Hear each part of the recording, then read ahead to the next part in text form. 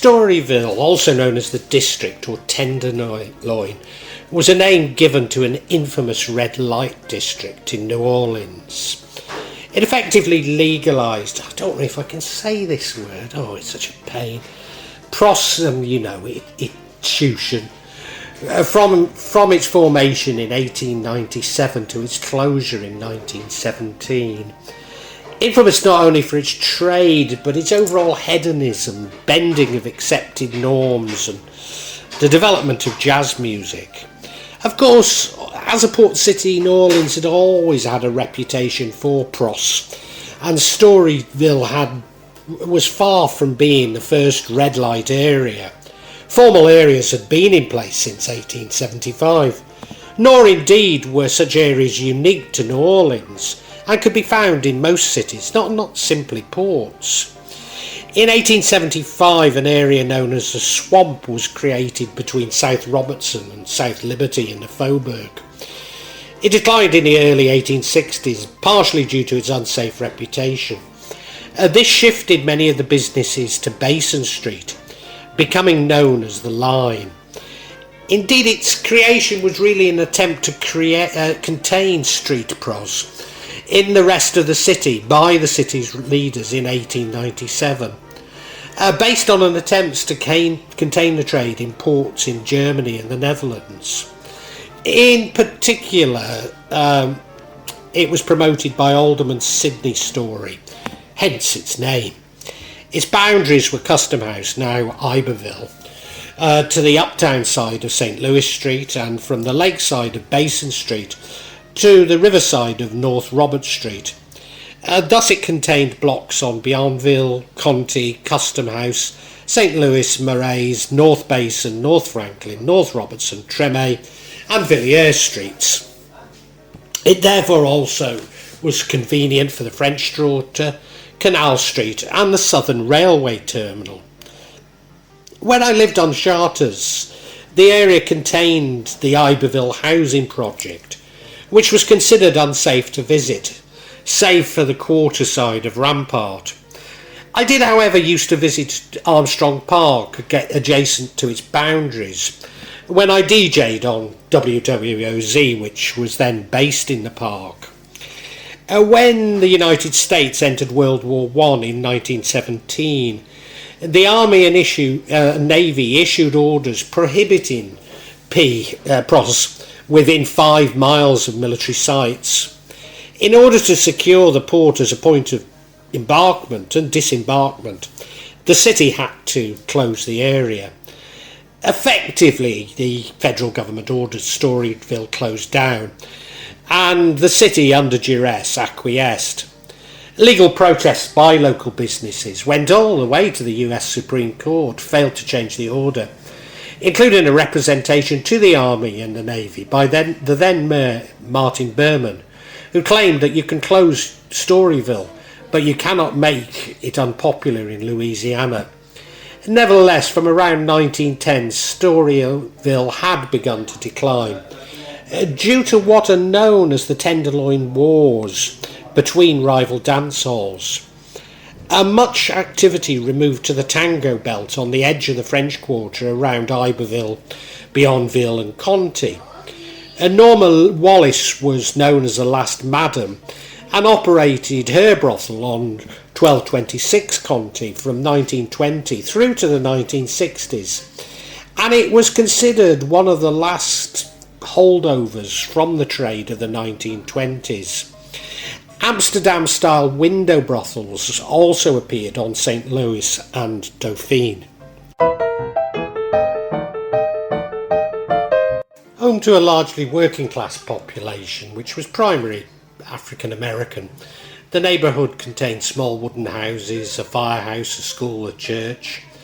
These structures coexisted with Wood's cotton press, Lote, a company, lumber factory and a yard near Old Basin Canal, and 2 breweries. Major landmarks flanking the area included St. Louis Cemetery's numbers 1 and 2, the Old Basin Canal, the Spanish Fort, and the Lake Railroad line, which ran from Canal Street down to Basin Street for 2 blocks before turning north. It was very popular during the winter racing season, which drew people from all over the country on the Southern Railroad. Much money was being made by those trading in the district, and the local police taking bribes despite its legality. Maybe surprisingly, the most money was actually being made from liquor sales. The area was advertised in the blue books, not always blue, and indeed there were competitors such as the Red Book, sold at the terminal in bars and barber shops. There were 40 pages and contained the names, race and address of over 700 pros. Emma's Home of all nations, as it's commonly called, is one place of amusement you can't very well afford to miss while in the Tenderloin district. Everything goes here. Fun is the watchword. Some of these were illustrated by the photos of pros taken by the Creole photographer John Ernest Joseph Belloc. He also photographed celebrity patrons such as Babe Ruth, John L. Sullivan and P.T. Barnum, and I will use his photos where available in this vlog, as video footage is obviously not available. They also had adverts by distillers, cigar makers, taxi companies and drug companies, especially for preparations to cure venereal disease. They were published by Billy Struve, the manager of Anderson's Salon, from 1896 to 1917. The Storyville Blue Books were inscribed with the motto, Order of the Garter, Honey soit qui mal y pense, shame on him who thinks evil of it. The Severn Railroad Terminal, along with Tom Anderson's Salon, formed a gateway to the district. As many as 3,000 pros lived and worked in Storyville, particularly after a modification to the ordinance, stating that those working in Storyville also had to live in Storyville. In 1998, the raising of the age of consent from 14 to 16 put further pressure on this small area. Jim Crow laws made interracial, can I say it, S-bleep effectively illegal. Not included in the definition of black were octoroons, lighter skinned people of African descent, literally 1/8 black, with a strong racial connotations of exploitation during slavery. And nevertheless, despite its racist connotations, the term was somewhat reclaimed in Storyville, almost certainly passing white girls off as octoroons, with octoroons being especially popular with customers seeking to legally engage in interracial S-bleep.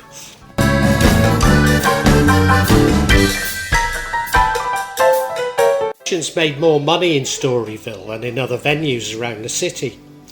On the back streets, Few Close Cabaret, Funky Butts Hall, the Entertainers, also known as 101 and 102 Ranch, a Big 25, Pete Lala's, the Frenchman's, I put Pete Lala's again, and the Tuxedo Dance Hall, provided many of jazz's most notable performers with income, an environment in which they could hone their musical styles. Artists such as Buddy Bowden, Freddie Keppard, Manuel Fesmanetta, Clarence Williams, Oscar Papa Celestine, Edward Kidori, Joe King Oliver, Johnny Dodds and youngsters Louis Armstrong and Sidney Bechet found work and inspiration. These performers used their gigs and cutting contests, competitions between musicians to refine new styles, contributing to the development of the jazz sound emerging from the Crescent City. Of the many musicians who played in the district, all but a few, the piano player Kid Ross being one of the most well-known exceptions, were of African descent. Female musicians included Lizzie Miles, Anne Cook, Rosalind Johnson and Mamie Desdunes, which are amongst those performing regular. Visitors could choose nightly from a range of establishments based on the sounds, dances, prices and clientele they preferred. And many of the clubs operated as black and tans, some run by African Americans,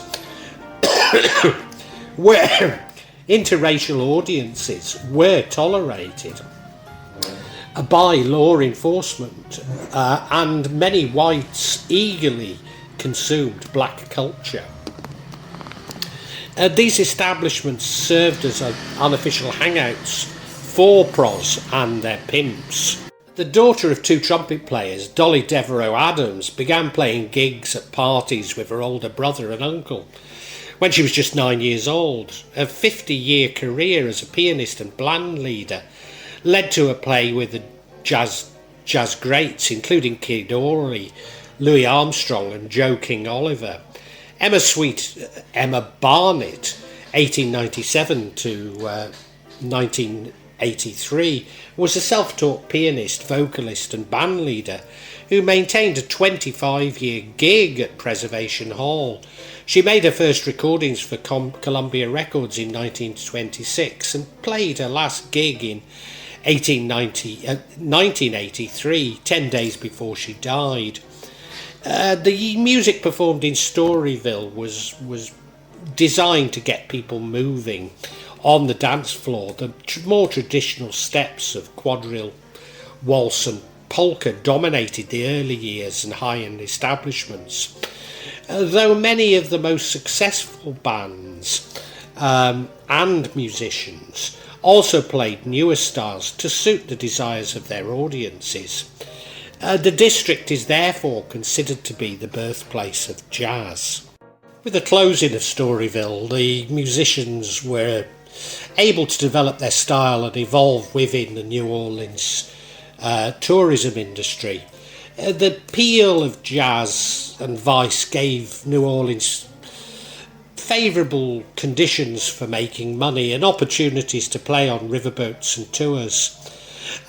Some musicians did leave the city, spreading their musical talents and knowledge to other cities, especially Chicago, expanding jazz across the US.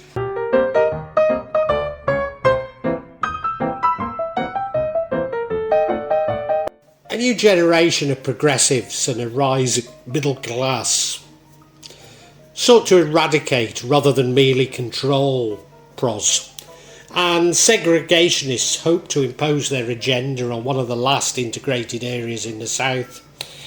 When it was proposed in early 1917 that the district be formally segregated, which would have forced many of the black women working in Storyville to relocate to the so-called Black Storyville, the ordinance required the removal of all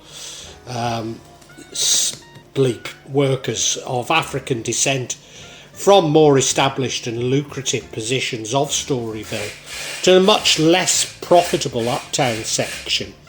Several prominent black madams, led by Madam and Plaintiff Willie Piazza, filed suit to retain their properties and won.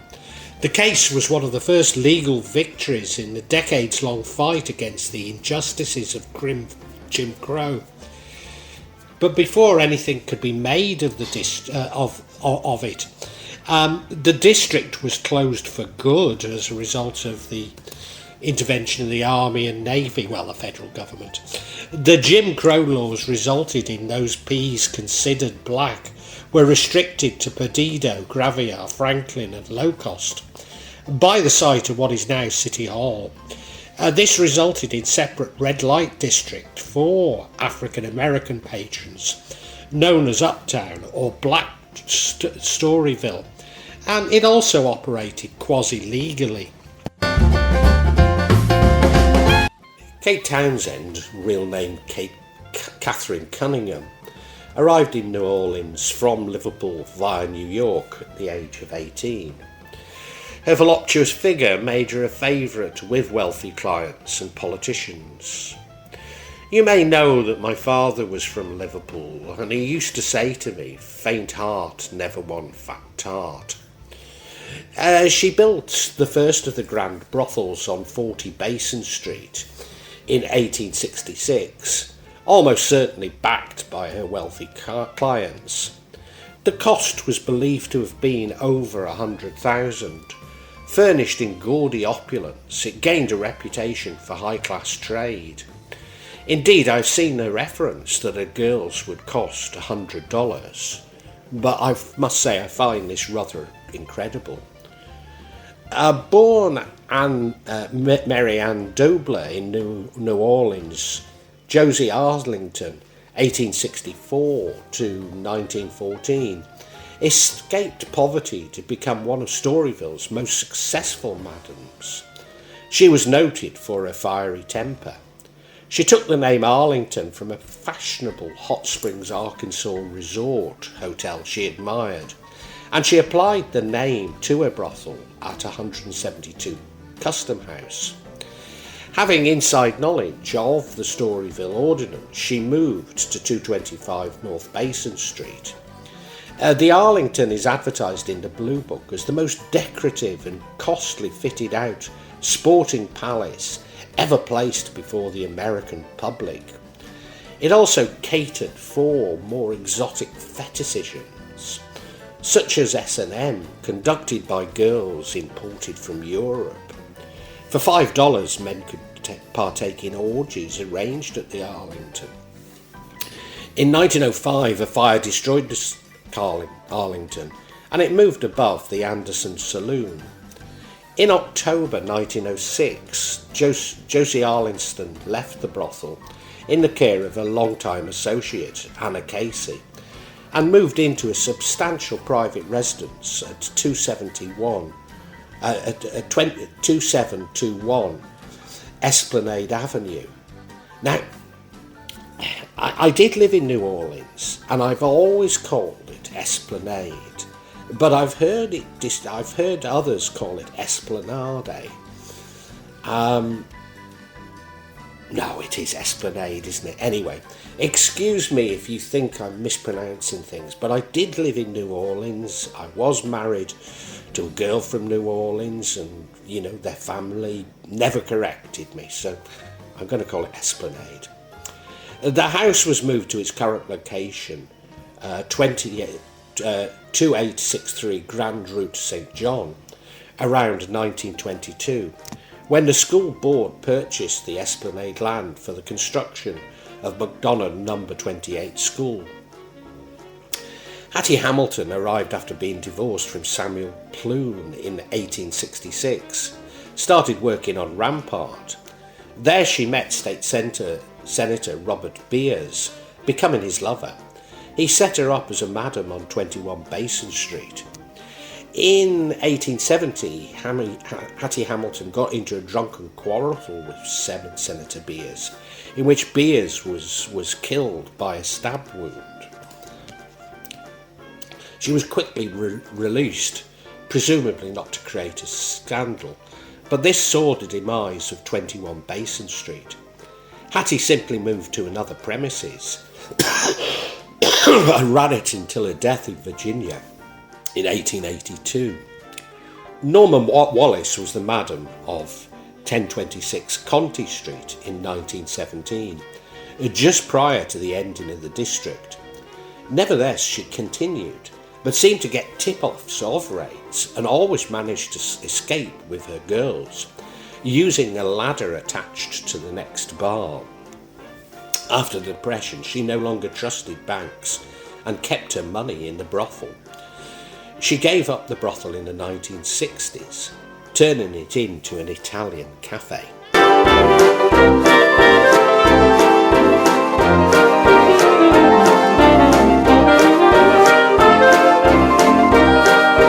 Lulu White, 1868 to 1931, was one of Storyville's most notorious madams.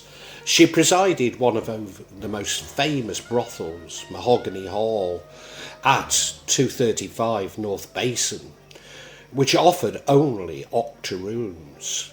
It was in Mahogany Hall in particular where white women were believed to be offered as octoroons. although she refused to be categorised by ethnic origins. She was a woman of colour herself, and known as the Diamond Queen for the diamond she reportedly wore in excess. And White was unmatched in self-promotion. She issued her own souvenir booklets, and her photograph appears in her own guide, New Mahogany Hall and the Red Book. Mahogany Hall employed roughly 40 pros, who reportedly cost £10. Popular women at Mahogany Hall included Victoria Hall, Emma Sears, Clara Miller, Estelle Russell, Sadie Reed and Sadie Levy. Lily White advertised these women as having beautiful figures and a gift from nature, and gained a reputation for having the best women around. Mahogany Hall was originally called the Hall of Mirrors and was built of solid marble with stained glass fan windows over the entrance door. It had 4 floors, 5 different parlours and 15 bedrooms with attached bathrooms. The rooms were furnished with chandeliers, potted ferns and elegant furniture. The house was steam heated and each bathroom was supplied with hot and cold water. The interior rooms of Mahogany Hall filled with ads in blue books and other advertising pamphlets of the period. Jelly Roll Morton used to play at Mahogany Hall. White's nephew, Stephen Williams, immortalised a mansion in his jazz composition, Mahogany Hall Stomp. The glass transom over the entrance to Mahogany Hall, in which Lily White, emblazoned in amber glass, was one of the mansion's distinguishing features. Whilst arrested many times, she only served in jail after a violation in 1918 of the Draft Act, which prohibited pros near army or navy bases. On release, she resumed her trade, eventually dying on the 20th of August 1913. Willie Piazza, aka the Countess, who you may remember was the one that challenged the closure of the area and its segregation, was an octoroon madam born in 1865 in Jackson. Like Lulu White, she promoted interracial spleep, earning enough money to buy a lavish brothel on 317 North Basin Street. Busting the stereotype of the submissive octoroons, her ladies were encouraged to be domineering. Many earned between $1,000 and $2,000 per annum. Willie continued to live on Basin Street after the demise of the trade. She died on the 2nd of November 1932, leaving a substantial estate. The blues' later gospel singer Ann Cook was born in Louisiana in the early 1900s.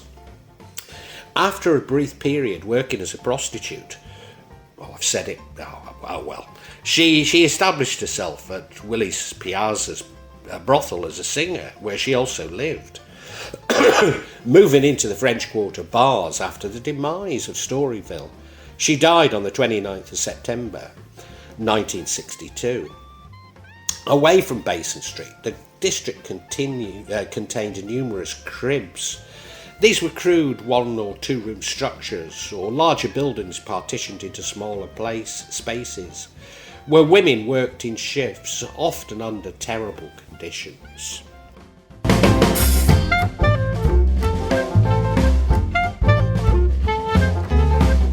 On the 3rd of November 1883, Kate Townsend was stabbed to death by her lover, Treville Egbert Sykes.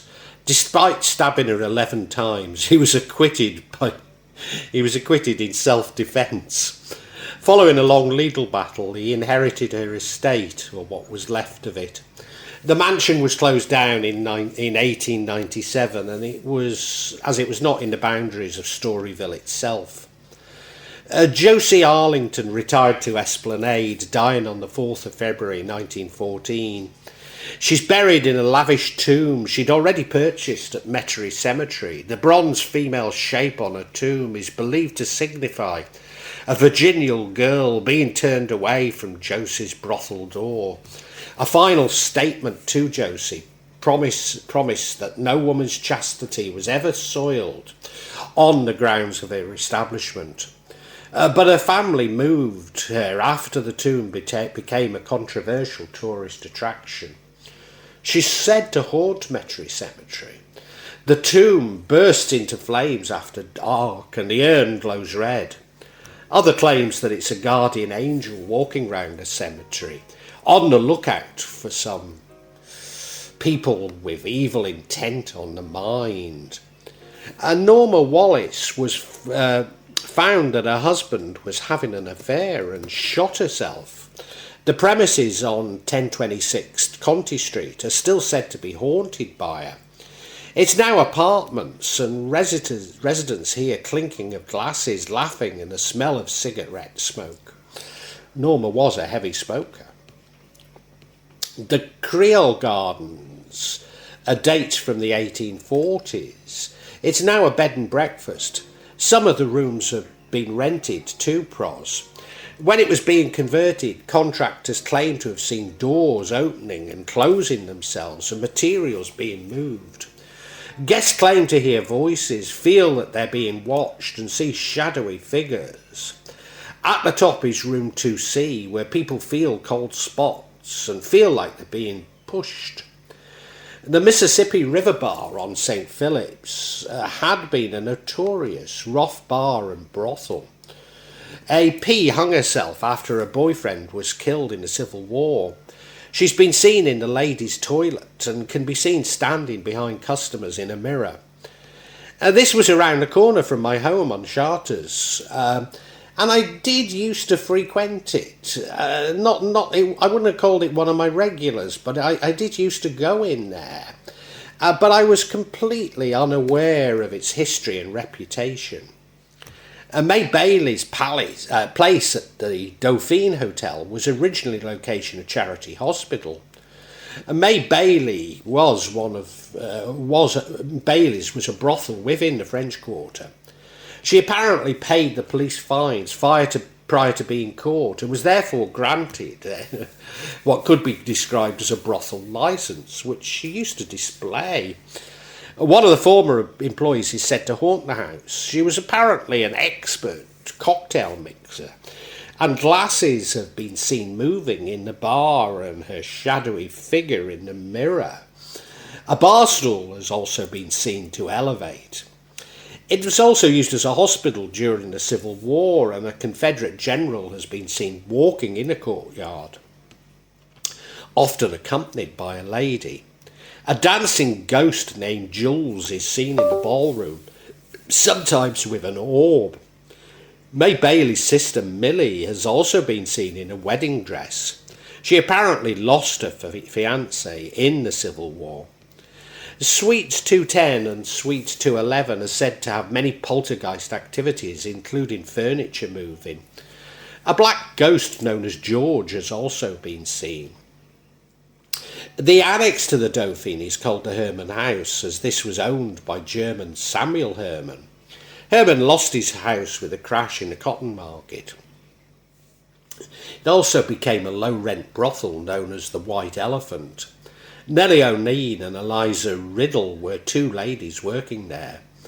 There were rumours of clients being murdered and buried in the courtyard. Footsteps and sightings of ghosts are not uncommon here. Now, in my vlog on Interview with a Vampire, I mentioned the Casket Girls of the Ursuline Convent. The Ursuline is opposite to where I used to live on Charters.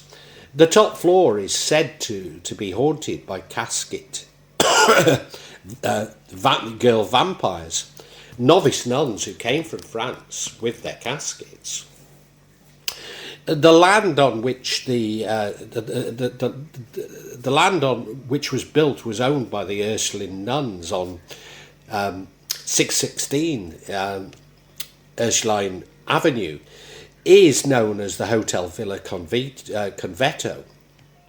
It is speculated that this was the original House of the Rising Sun brothel, on account of it having markings of a rising sun on it, although many other buildings have this and therefore can claim this accolade.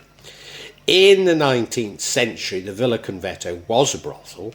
Many guests have claimed to be troubled by a ghost of a former madam, whispering their names in their ears. Female spirits shrouded in black have also been seen.